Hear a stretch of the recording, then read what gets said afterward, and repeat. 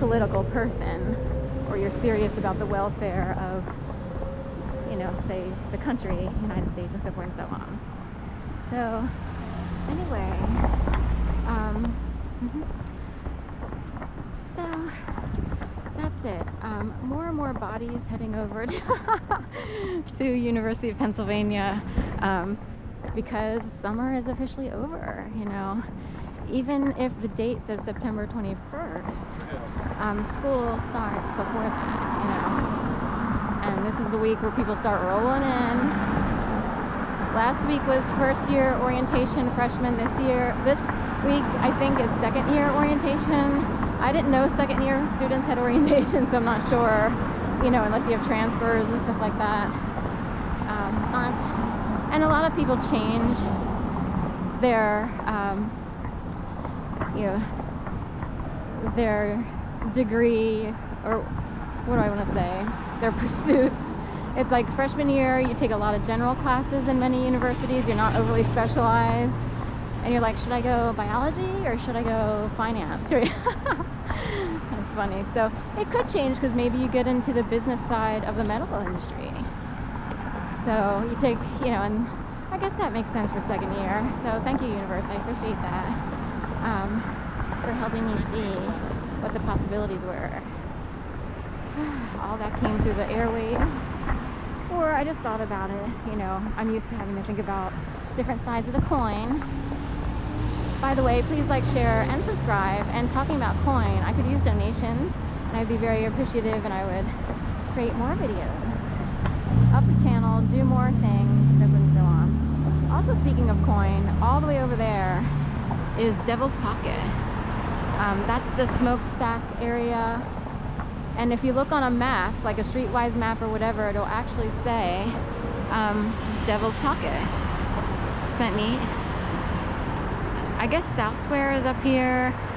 You know, this is a long light, by the way. This is one of these weird ones. I guess someone probably pressed it. But I'm sure they pressed it. There's also a brand new bridge way down there, and it looks like a miniature, like, it's like a miniature bridge in a way of like a larger bridge that exists somewhere else, like in Australia or something, but it's the Christian to Crescent extension. So they extended the Riverwalk in Center City along the Schuylkill River to go all the way down into the depths, you know, of South Philly. And runners can get a better run in and stuff like that. They keep developing, and, you know, hopefully there's not too much, what is it, blight? Right, flight of bumblebee. So, and who knows, you know, it could help people to, you know, say you have people who, for whatever reason, they grew up a certain way, they're from more advantaged situations, people are born into, you know, more privilege or what have you, and there are people who know this, they know who they are, and maybe it helps to sort of mingle or hang out in areas where kids are hopeful to reach to another level. It's like, I don't want to live down in the depths of the sun, I'm tired of it, you know.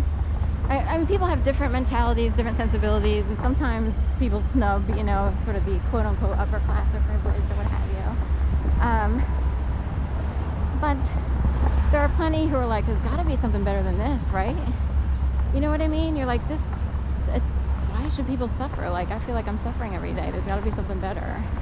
So, you know, maybe, it's not always true. There are plenty of people who suffer in the privileged class. But it does help to have more freedoms, monetarily and opportunity-wise. So keep the brain going. That's Center City.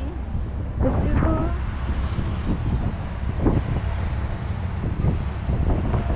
So there's a train on the tracks. We crossed over the bridge here, which looks pretty neat. Like, so it almost looks like they're shipping cattle. That's kind of what the freight cars look like. Wouldn't that be, they're empty, like some of them look pretty empty. I don't know what else they put on those kind of freight cars, but how crazy would that be if you had to be shipped by a train and you're like a cow, you know? I'm vegetarian, mostly vegan except for yogurt. So I just can't imagine the sadness. You know, I can't imagine working in those fields. People have to earn a living, so there are people like the only job they could get would be on a certain type of slaughter farm. And they have made documentaries about this. What does that do to the brain? Like, people have to make a living, so they totally get that. But what does it do to someone's brain? What does it create if all day long your job was to aid and abet the slaughter of cattle? So I know most people aren't vegetarian. It's, you know, hard to do in America. Some people see it as a weakness. Like, oh no, we eat beef. I'm not going to be a weakling like some vegetarian. Some sort of beatnik hippie. Imagine all the people living. Did you see him as a weakling? And how much money did he make? How much money? Now, we have money people in here who don't want to appear weak. How much money do some of these successful bands make? Paul McCartney with the Blackbird singing in LA. Okay, so there's your beatnik hippies. They never had to pay for a lick of tuition. Okay, now that's very rare. Oh, hold on.